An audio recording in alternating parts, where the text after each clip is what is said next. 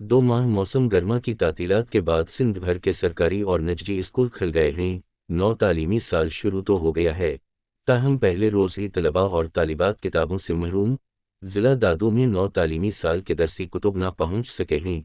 ज़िला दादू में 2 लाख से ज़ायद बच्चों का मुस्तकबिल दाव पर लग गया है।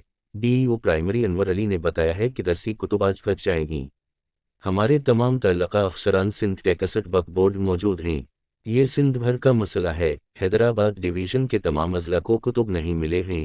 प्राइमरी टीचर एसोसिएशन दादू के रहनुमा इनायत जमाली ने बताया कि छुट्टियों में ही दरसी कुतुब बच जाते हैं, मगर सिंध मरतबा बहुत दहर हो गई है। दरसी किताब जो है वो ज़िम्मेदारी सिंध गवर्नमेंट की है, आरएसयू की है और ये सिंध टैक्स बुक बोर्ड वालों की है।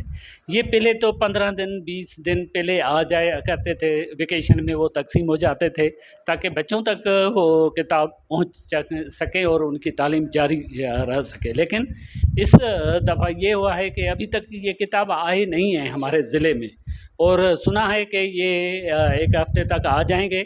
और इससे क्या होता है कि 3.5 लाख के करीब जो हैं वो प्राइमरी में हैं और 1 लाख से अब वो जो हैं वो सेकेंडरी में बच्चे पढ़ रहे हैं, तो उनकी नफ्सियाती तौर अमली तौर जो है वो तालीम मुतासर होती है। बच्चों के वालिदैन समेत सूल सोसाइटी का कहना है कि सिंध हुकूमत तालीम के दावे तो बड़े करती है, मगर अमली काम नजर नहीं आ रहा है। दरसी कुतुब क्यों नहीं फराहम हो सके हैं, इनकी तहकीकात होनी चाहिए।